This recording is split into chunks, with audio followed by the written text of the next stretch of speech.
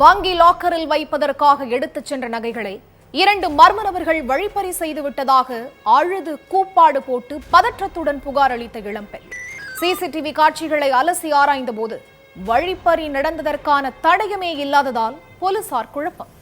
கடைசியில் புகார் அளித்த இளம்பெண்ணே நகைகள் திருடு போனதாக நாடகமாடியது அம்பலம்.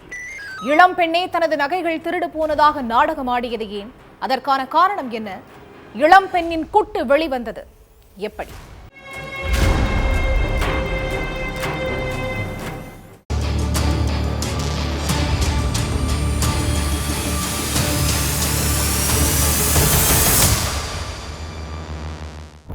சார், என்ன மிரட்டி 25 சவரன் நகைய வழிப்பறி பண்ணிட்டாங்கன்னு அழுதுகிட்டே ஒரு இளம்பெண் போலீஸ் ஸ்டேஷனுக்கு கம்ப்ளைண்ட் கொடுக்க வந்திருக்காங்க. அழுத அந்த பொண்ணை அமைதிப்படுத்தி விசாரணை நடத்தி இருக்காங்க. அப்போ எந்த இடத்துல வழிப்பறி நடந்தது, எப்படி நடந்ததுன்னு எல்லாத்தையும் அந்த பொண்ணு சொன்னதும் சம்பவம் நடந்த இடங்கள்ல இருந்த சிசிடிவி கேமரா பதிவுகளை செக் பண்ணியிருக்காங்க போலீசார்.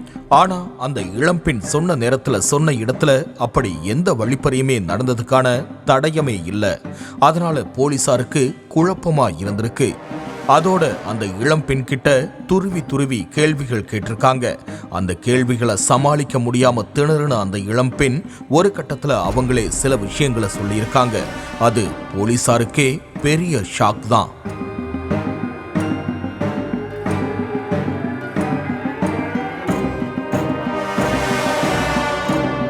திருவாரூர் குடவாசல் பக்கத்துல உள்ள எருவாஞ்சேரி புது தெருவை சேர்ந்தவர் தான் ரிலு வானுதீன்.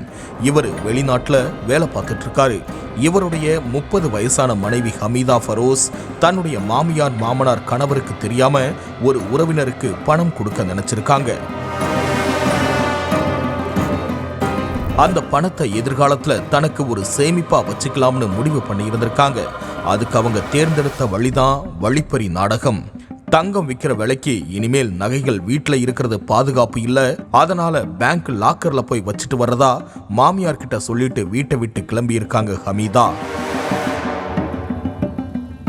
மருமகள் சொல்றதும் உண்மைதான். கொள்ளை சம்பவங்கள் அதிகமா நடக்கத்தான் செய்யுதுன்னு சொன்ன மாமியாரும் லாக்கர்ல வச்சுட்டு வான்னு சொல்லி இருக்காங்க. அதனால தன்கிட்ட இருந்த 35 சவரன் நகைகளை எடுத்துக்கிட்டு இந்தியன் ஓவர்சீஸ் வங்கி எருவாஞ்சேரி கிளைக்கு போயிருக்காங்க.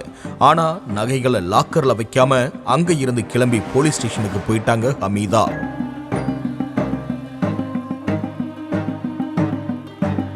வங்கி லாக்கர்ல வைக்கிறதுக்காக 2 பேக்ல 60 சவரன் நகைகளை கொண்டு போனதாவும் அதுல 25 சவரன் நகைகள் இருந்த பேக்கை தன்னுடைய ஸ்கூட்டியை வழிமறிச்சு 2 மர்ம நபர்கள் மிரட்டி வழிப்பறி பண்ணிட்டதாவும் அழுதிருக்காங்க. பிள்ளையார் கோவில் பக்கத்துல வழிப்பறி நடந்ததாவும் சொல்லி இருக்காங்க. அதுக்கு பிறகு வழக்கு பதிவு பண்ண போலீசார் பிள்ளையார் கோவில் பக்கத்துல உள்ள சிசிடிவி காட்சிகளை ஆய்வு பண்ணியிருக்காங்க. அதுல வழிப்பறி நடந்த வீடியோ எதுவுமே இல்லை. அதோட அந்த பொண்ணு ஸ்கூட்டிய பிள்ளையார் கோவில் பக்கத்துல நிறுத்தின காட்சியும் இல்லை. அதுக்கு பிறகு இளம் பெண்ணுடைய ஸ்கூட்டி எந்த பக்கம் போயிருக்குதுன்னு பார்த்திருக்காங்க. அதுல பேங்க்குக்கு போறதும் உள்ள போய் கொஞ்ச நேரம் வெயிட் பண்ணிட்டு திரும்பவும் ஸ்கூட்டியில கிளம்பி போலீஸ் ஸ்டேஷனுக்கு வர காட்சியும் தான் இருந்திருக்கு. அதனால சந்தேகம் அடைஞ்ச போலீசார் வங்கியில விசாரிச்சிருக்காங்க. அப்போ ஹமீதா நகைகளை லாக்கர்ல வைக்க வந்ததா சொன்னாங்க.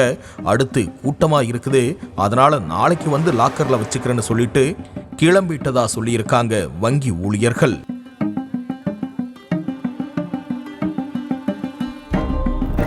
இது எல்லாமே ஹமீதா மேல போலீசாருக்கு சந்தேகத்தை அதிகமாக்கி இருக்கு. அடுத்து இளம் பெண்கிட்டயே கேள்விகளுக்கு மேல கேள்வி கேட்டிருக்காங்க போலீசார். அப்பதான் உண்மையை சொல்லியிருக்காங்க ஹமீதா.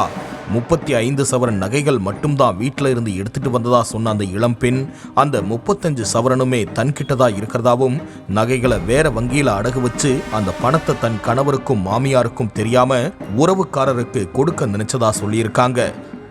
நகைகளை வழிப்பறி பண்ணிட்டாங்கன்னு சொல்லிட்டா அதை பத்தி யாரும் எதுவும் கேட்க மாட்டாங்கன்னு சொல்லி இருக்காங்க. இல்லாத 25 சவரன் நகைகளை வழிப்பறி செஞ்சிட்டதா நாடகமாடின ஹமீதாவுடைய சாயம் கடைசியில வெளிரி போயிடுச்சு.